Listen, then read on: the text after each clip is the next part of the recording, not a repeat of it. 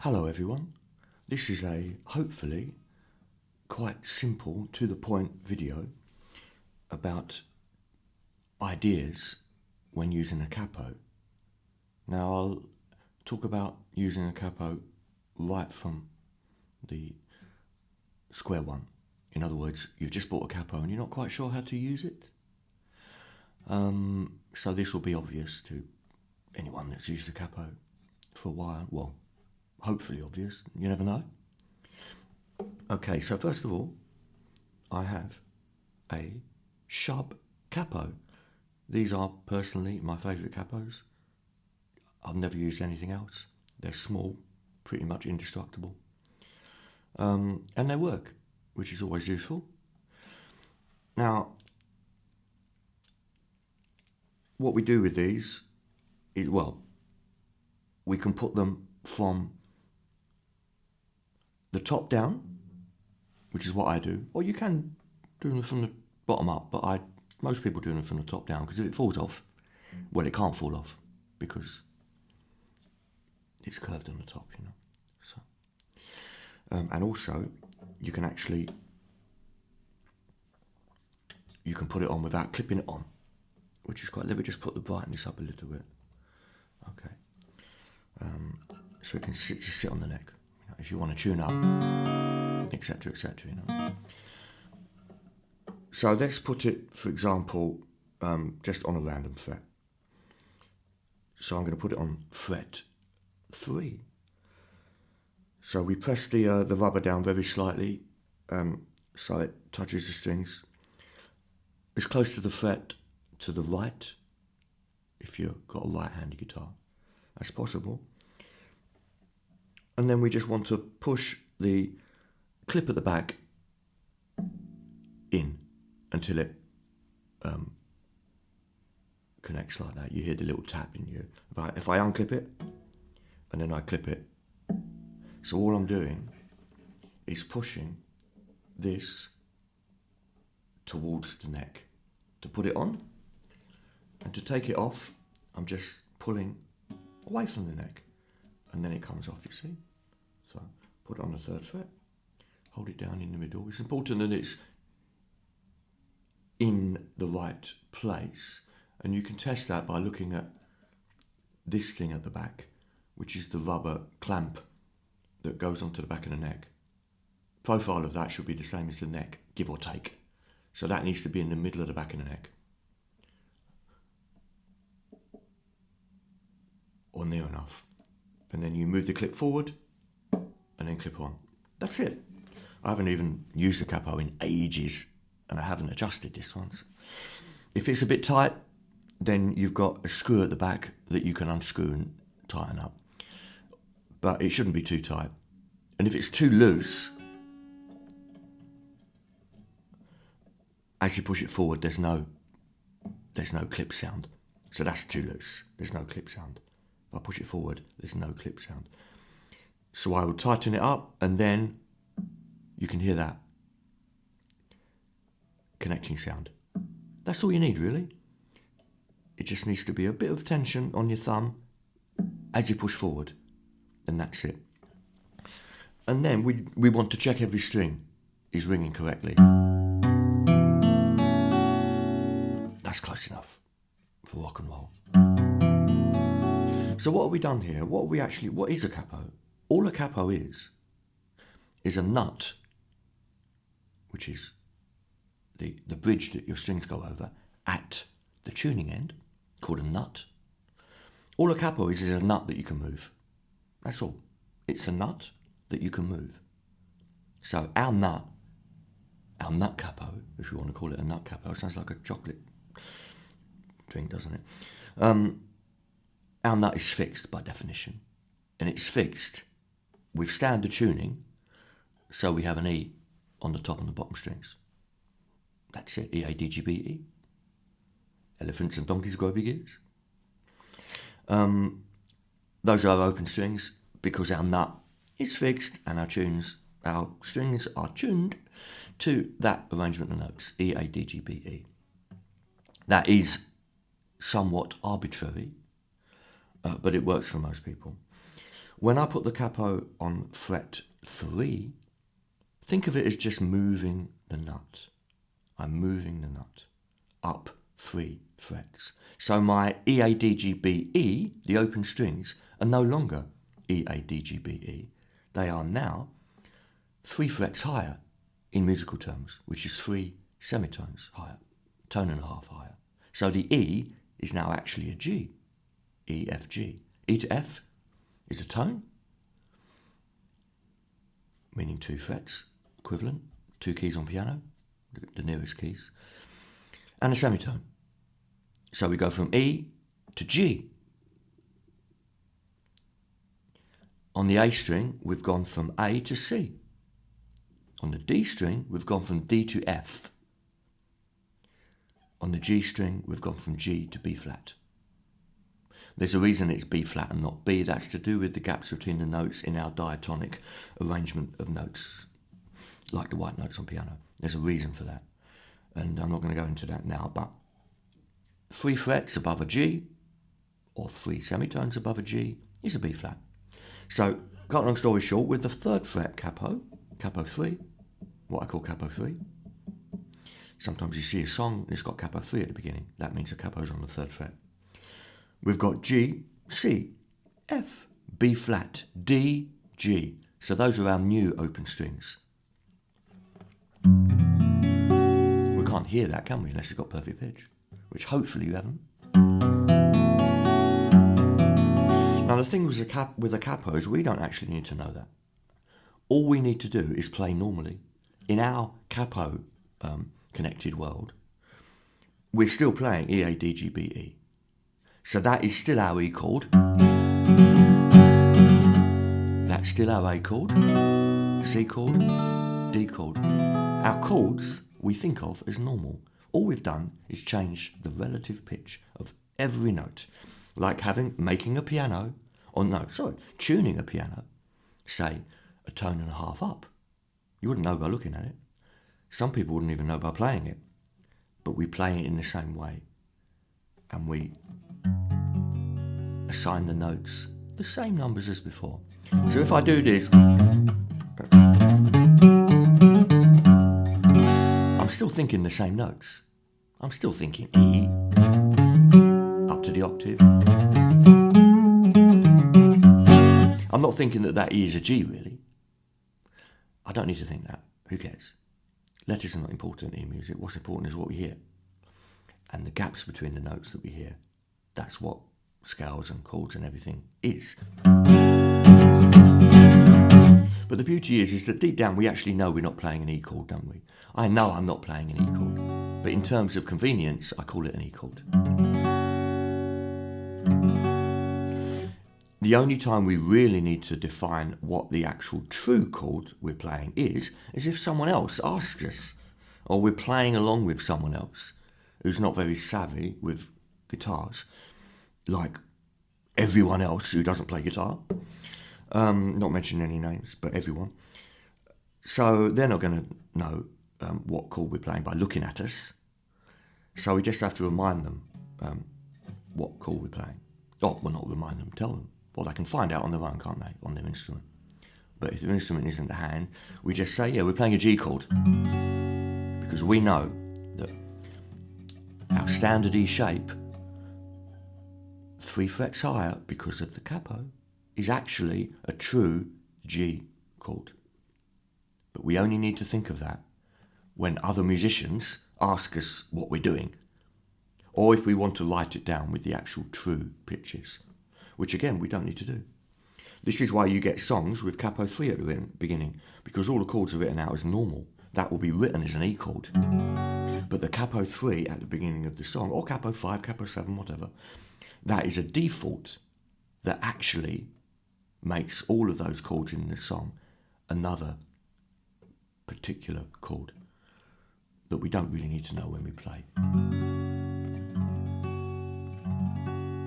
So, what if I play all my open chords with a capo on 3? They were the same as normal, aren't they? E, G, C, A minor, D. Same sort of thing, aren't they? F.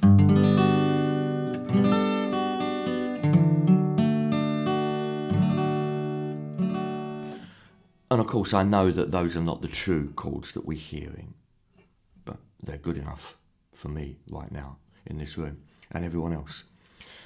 So if I've got a song, say I wrote a song that's in C, C to F, 1 to 4, but it's a bit low for me, which is never the case. Everything's too high for me. But say it's a bit low. You're playing with a female singer, and of course, it's going to be low because most male composed songs are going to be on the low side if they're sung by a female singer, unless the female singer's got a really good range. So my C to F, if I put a capo on 3, just randomly to see if it's in the right ballpark area for the new singer, I still play C to F on guitar, don't change.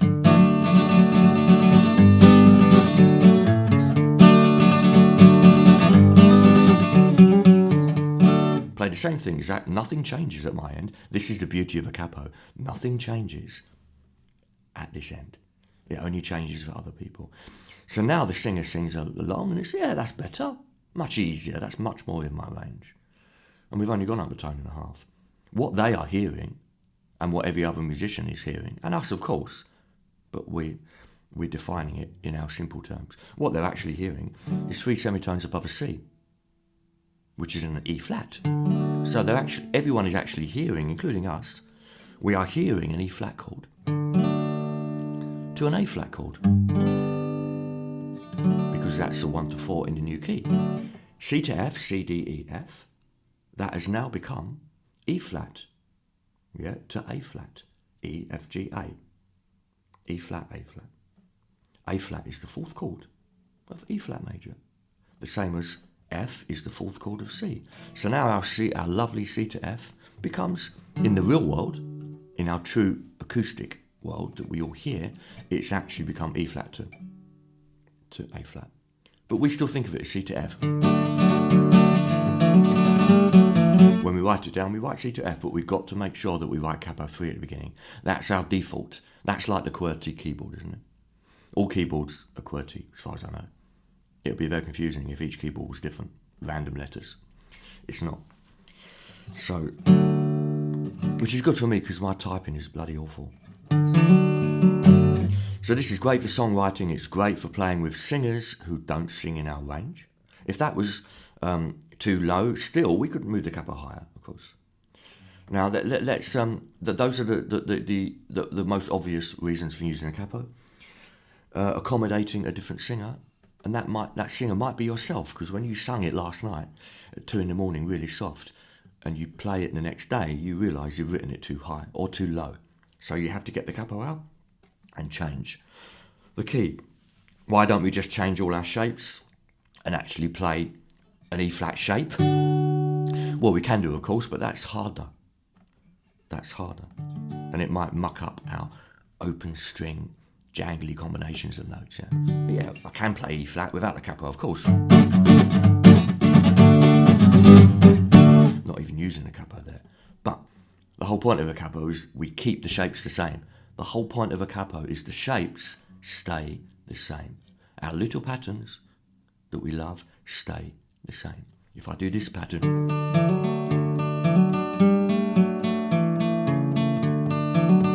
I cannot do that if I use a bar chord shape.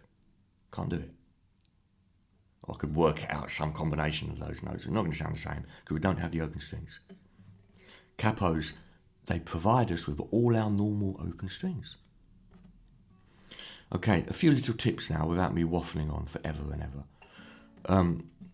Although I'd never eat breakfast, so there's no hurry. Playing in true F. If we want to play in true F, which means everyone else's F, the pianist's F. Pianos can't change the pitch of their keys, can they?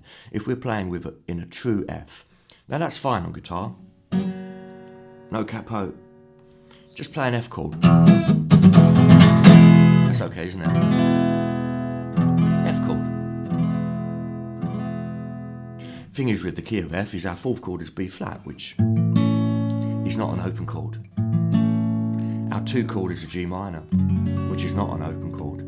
So immediately we're going into the strange world of no open chords. Wow. We've got a C, which is chord 5. which is open, so F is still quite guitar friendly. And we've got the 3 chord, which is A minor, which is nice. But supposing we just love that open E chord, but some other annoying person in the band who's leading the band or paying you wants us to play an F. Well, I just take the capo out, don't I? And I put it on what fret? What fret do I put it on? If I want to raise my E chord, or all my open chords, up, E to F. E to F is 1 semitone, or 1 fret in guitar world, or 1 key, next available key on piano.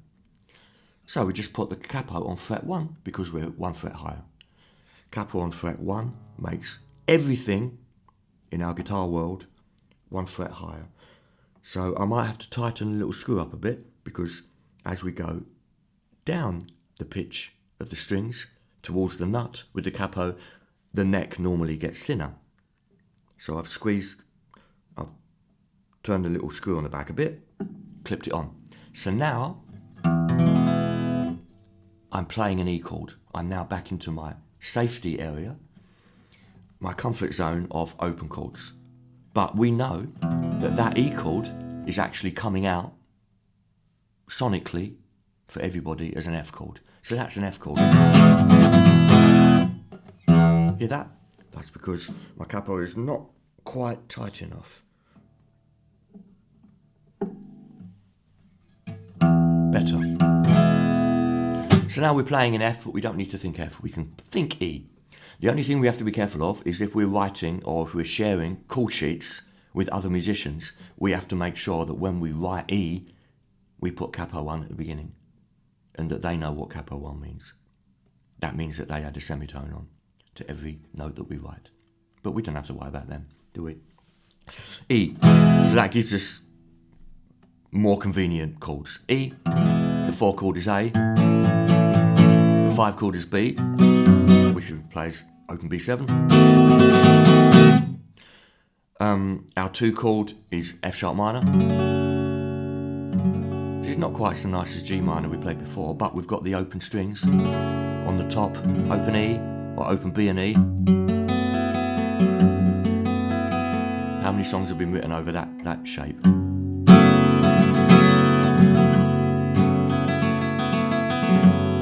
Really nice.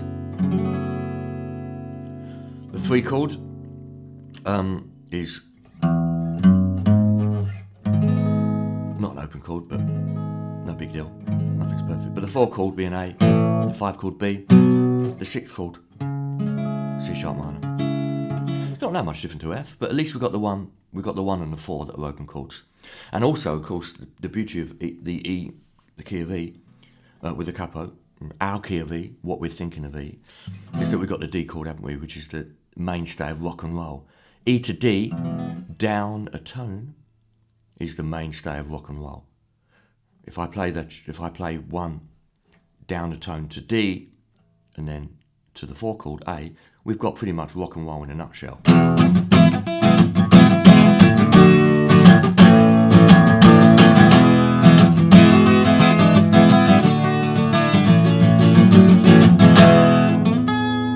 So E down to D, open D, is rock and roll.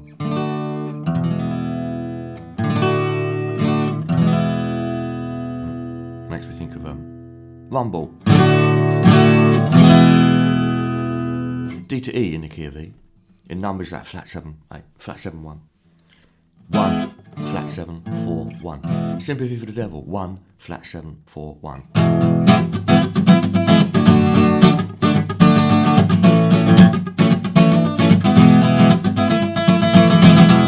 That's it. And E gives us that lovely flat 7. F does not. F is not a particularly good key on guitar for rock, because F is okay, bar chord, but the flat 7 chord is an E flat, which is exactly, that's what it is in guitar world. Don't particularly want to play E flat chord if I could avoid it and play a D chord. There's no open strings in the D flat chord, no open strings. No, as far as I know, prove me wrong, but as far as I know, no guitarist would choose to write a song in E flat.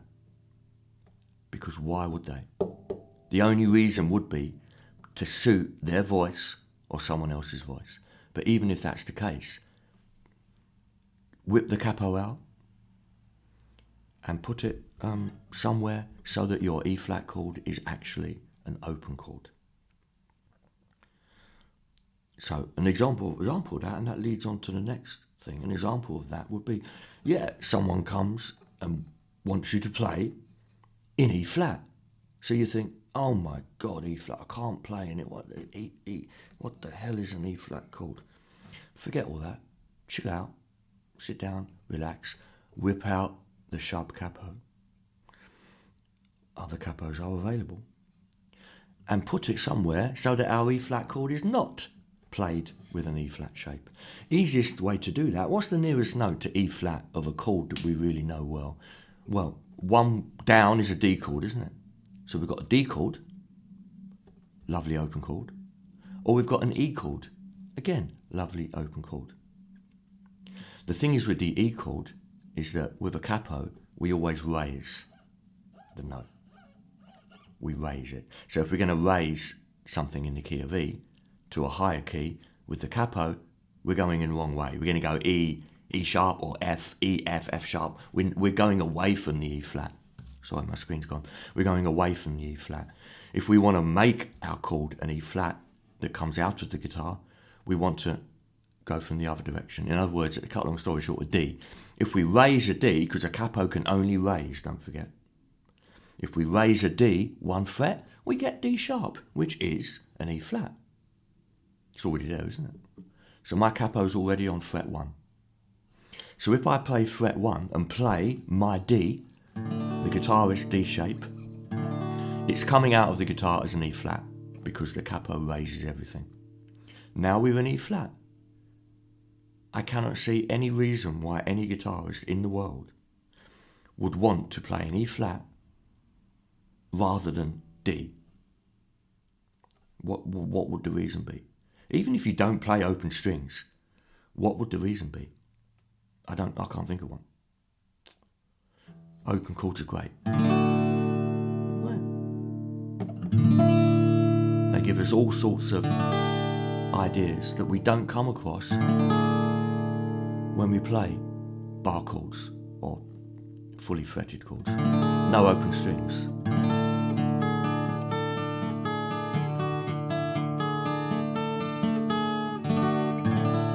Because our open strings are helping us out. They're doing half of the work, aren't they?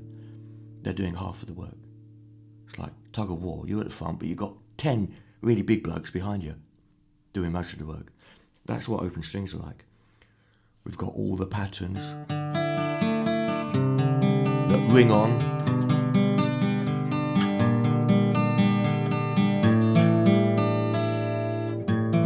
That are a right pain to play without open strings. So now we're in D. We can think D, everything's in D. We're in our D world now. So we've got D as the 1 chord, G as the 4 chord, A as the 5 chord, all open chords. We've got E minor as the 2 chord. Great, everything's really easy. And we've got all those great guitar parts in D, which is often maybe what they played in the first place. That may be how they were played in the first place. Acid Queen by The Who. That's how it was played. Open D with an open E string.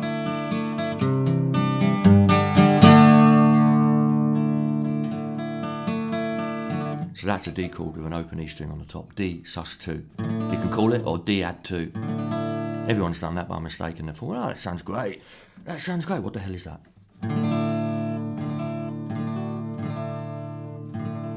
So we're thinking D because in our world, we're in D. We're in D because we want to be in D, because we want to use our D diatonic chord shapes. Our D to G to A to F sharp minor to E minor to B minor. That's the 6th chord in D.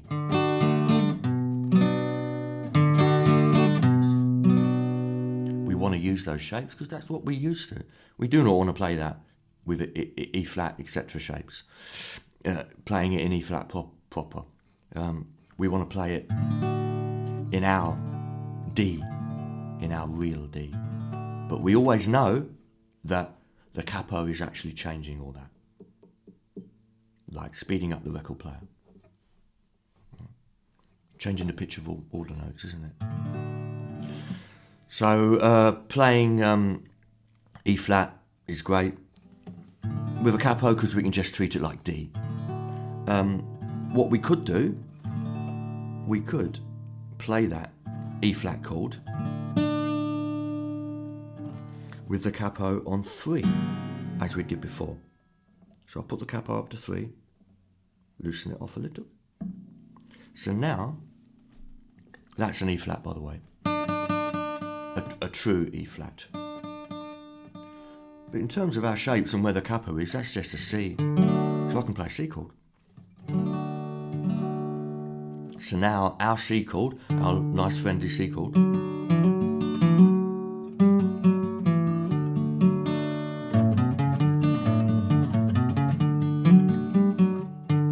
it's actually an E flat. In the real world it's an E flat. But we can think of it as a C chord, with all the nice little things that we associate with playing in C major. Like where we started today, although it's not the nicest key to play, but it's okay. If you're going to 1 to 5, it's great, C to G.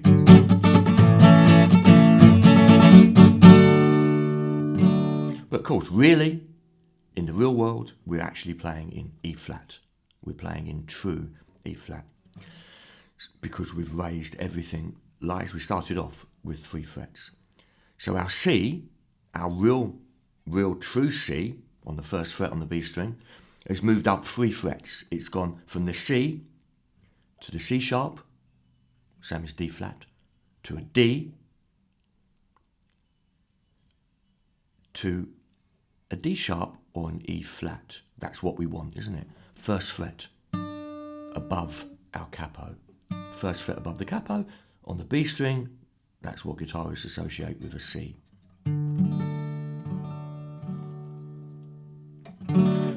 There are other ways of playing in E flat. If I put the capo on the 6th fret, loosen it off a bit.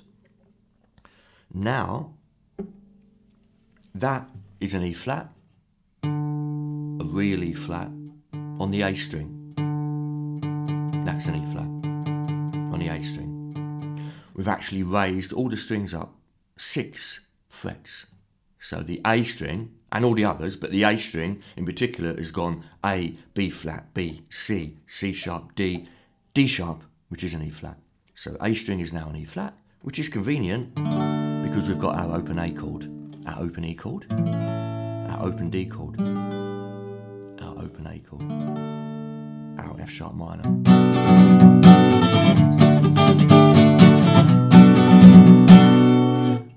I don't even know what those true chords are, unless I think of it and stop talking. Don't have to worry about that. As far as we're concerned, we're playing an A.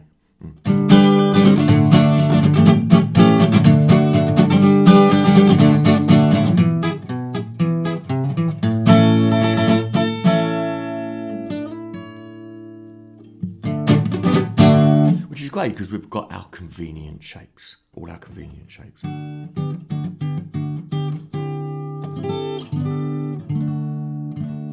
And one of the most useful things about guitar that we don't have with other instruments apart from variations on the guitar, like banjo, etc., etc. All the banjo players start having a heart attack, screaming. Because, of course, guitar is a variation on a banjo in banjo world. Strings and frets. In the strings and frets world. Whoops. In the strings and frets world, open strings are a massive, massive boon, are a great advantage creatively over no open strings because they ring on, don't they? And we can play little tricks like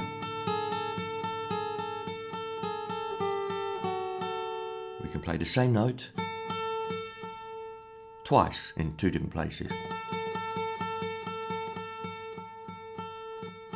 And we can do awkward.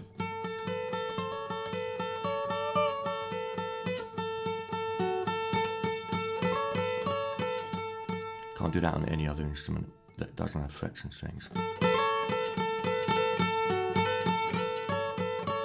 because I'm playing an open string and I don't need a finger on it, we can move as far as we want up in the neck. It's about as far as I can go really. Because I'm using the open E,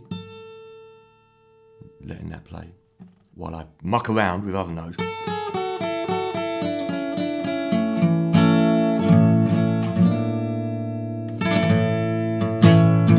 So we're still in E flat, true E flat, aren't we?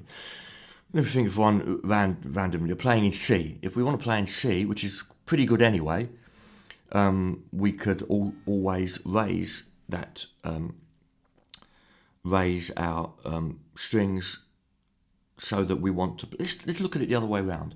We're playing in C, real C, everyone's C, but we want to use our A shape. We've got a little riff that sounds great with our open A shape. So, if we look at our open A shape, no point in playing that because that is an A. And we want to play in C. So, we want an A, we want every A on the guitar and every other note to go up higher. So the A becomes a C. What's the gap between A and C? Well, we've got A sharp, B, C. It's the fourth, isn't it? Fourth. Sorry, my mistake. Oh, idiot. Sorry, forget I said that. Erase the last 10 seconds. We've got A to B flat to B to C. So from the A, we've gone up 1 fret to the B flat, 1 fret to the B, 1 fret to the C. 3 frets. So we want to raise everything 3 frets. So we put the capo on fret 3. That's it. We're raising everything by 3 frets. So now our guitar world A chord, open A, is actually in the real world a C. So that's the C chord.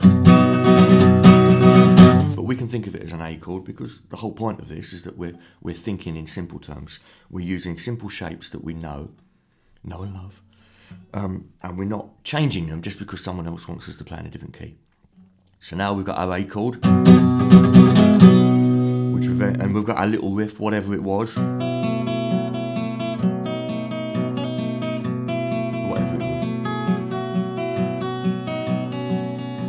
Whatever it was.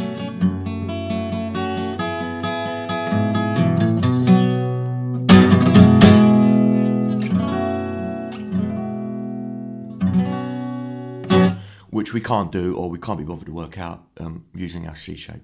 There you go. That's it. Capo.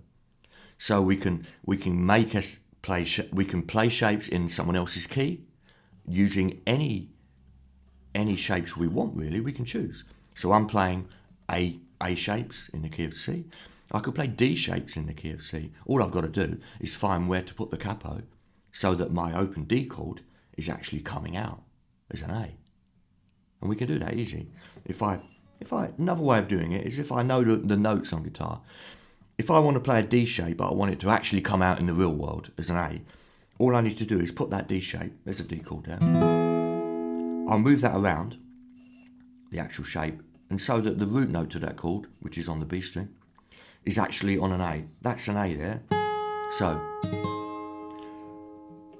that, I'm not playing the open string because it's be wrong, won't it? But that open chord, but just playing fretted notes, is actually an A chord.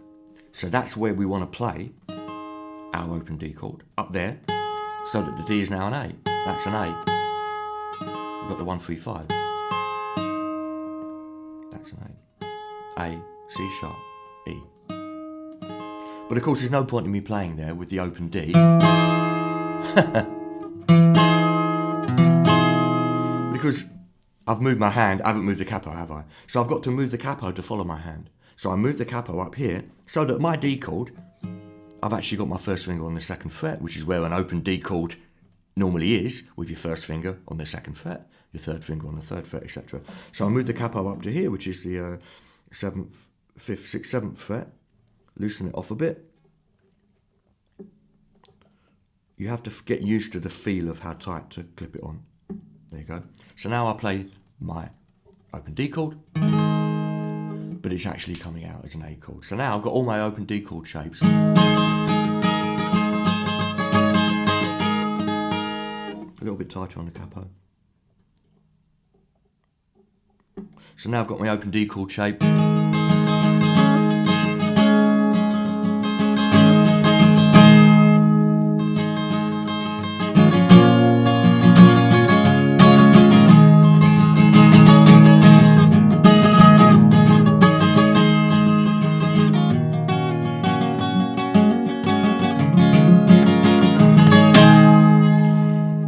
But we know it's not coming out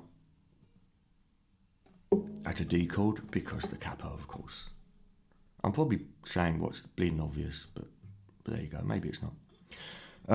That's it. So I'm thinking D, I've got all my standard D shapes, like the ones guitarists often tend to like, yeah.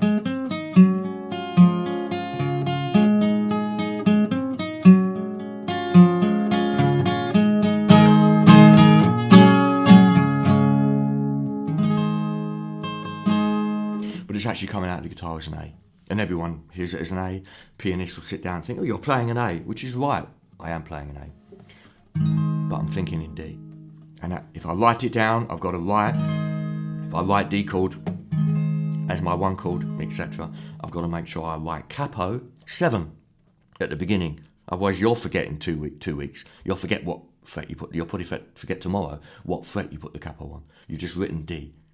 And you can't remember what fret you put the capo on, which is the same as saying you can't remember the real key. That's it. Before we finish, and I'll have another coffee, composing tips. If you've got quite a not very versatile voice like me, and you can't just jump around different keys that are big intervals apart, tone up, semitone, it's not too bad, but anything bigger than that, it can be a problem if you haven't got a big range. So a good composing tip is whenever you compose a song on the guitar, compose it with the capo on. Put the capo, say, on fret 3 or fret 4, wherever, not too high, not too low, the Goldilocks zone. Leave it on there and write everything with the capo on. Because then, if you find out 2 days later when you come to record the thing that you just cannot hit that top note that sounded great in your bedroom in the middle of the night, you can't hit the top note. If you haven't got a capo on, you can't move your shapes around. You can't move that E chord down a semitone without mucking up all your shapes. And you might not want to muck up all your shapes. Because us guitarists, we are simple animals. We want to keep things nice and easy, if at all possible, depending on how much we've been paid. So if we've got a capo on fret 4, easy. Move it down to fret 3. Move it down to fret 2. We've got all that range to move down to if we find we can't sing as well as we thought we could. Or if we're recording with a male vocalist who's got a super deep voice and wants it lower and we want to keep all of our shapes. Or we're playing with a female. Obviously it's not universal male down, female up, but often it is. Normally it is. 99 times out of 100 it is. Female vocalist wants it a bit higher, so yeah, capo's already on, isn't it? So we can put the capo higher. But the main thing is it gives us a choice to move. And in my experience, it's always lower for me. Because when I come to record it, I realise I just can't hit that note. I can't hit that note consistently. Or when I've hit that note 7 times, I'm then gone, I'm done. So I need to move it down. So I'm thinking G, I'm playing the G shape. Everything is G major at this moment in time. But of course, when I write it down, I've got to write G, capo 4. And of course I know I'm not actually playing a real G. Who cares what I'm playing? I'm playing a B chord. There you go. I'm actually playing a real B chord, but who cares? We don't think of it like that. So I write my little song. Whatever.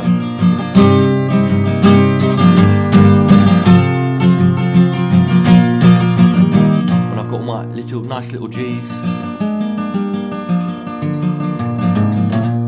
all my little patterns with my open strings. What we can't necessarily do if we change the key without the capo. We have to do all different shapes, because that's the way it works. And I understand with different instruments they have that problem all the time. Like if a pianist goes from C to D flat, they're immediately using 5 of the black keys. So their patterns are slightly different, or at least they're physically slightly different separations. And the chords, they feel a bit different because they're having to use the black keys, which is smaller, of course. But pianists are used to that. They don't even think about capos, do they? But we've got this tempting thing called the capo that is really very, very useful. And of course, another thing is that a lot of bands and guitarists use capos in their recordings. You're trying to work out what the hell they're doing, and then someone tells you 6 months later that they were actually using a capo on 2. And you think, oh, that's how they did all those little shapes. That's how they did it. When I worked out Hotel California years and years ago, I worked it out in B because the record's in B minor. But they didn't play it with B minor shapes. They played it with a capo. Various guitarists with capos in different places. One of the guitarists had a capo on 2, so they were thinking A minor. The other guitarist had a capo on 5, so they were thinking E minor, but it was actually coming out the same chord, of course. So it helps a lot with working out records as well. All guitarists want a simple life. Like I said before, no guitarist is going to play in E flat unless they can possibly help it. So if the chords are coming out of the speakers in E flat, the guitarist is either using a capo and not playing E flat shapes, playing other shapes, or they're detuned everything, detune the guitar down. Another great thing about capo, if you're playing along to a record and the record is tuned down, the guitarists are tuned down, like everything Hendrix ever did. Nirvana, lots of bands, they tune down. You don't have to keep tuning down your guitar and then tune up again when you play a Beatles song. Just put a capo on 1 and then you've bypassed. Sorry, that's wrong. Forget I said that. But you can use a capo and find convenient shapes that are open chords with the capo. So, for instance, when Hendrix playing in E flat and he's playing Hey Joe, we can't flatten the strings with a capo, but we can raise them so that we can put that E flat into, say, D major. Example, if I put a capo on 1, like I said, I can't lower the strings with a capo, but I can raise them. Hey Joe, E flat on the record. If I can't be bothered to tune the guitar to an E to E flat, and then play my normal open E chord, the only choice is to raise it. So the closest place to put the capo, fret 1, I can now play a D chord, and that D chord is coming out of the guitar as a real E flat.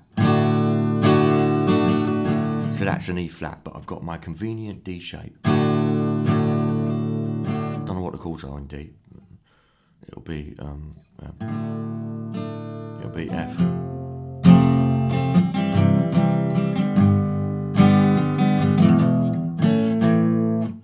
Anyway, what it will be is a hell of a lot easier than E flat, because Hendrix didn't play an E flat, did he? No, of course not, because he had sense as well. He wanted to keep things simple. But their way of doing it was by detuning the guitar, so everything's a bit lower. Probably, I don't know what reason, to help his singing, I don't know, who knows. So there you go. Those are various tips for using a capo. This is about the longest video I can imagine about talking about capos. But which is my cue for having a coffee. Goodbye.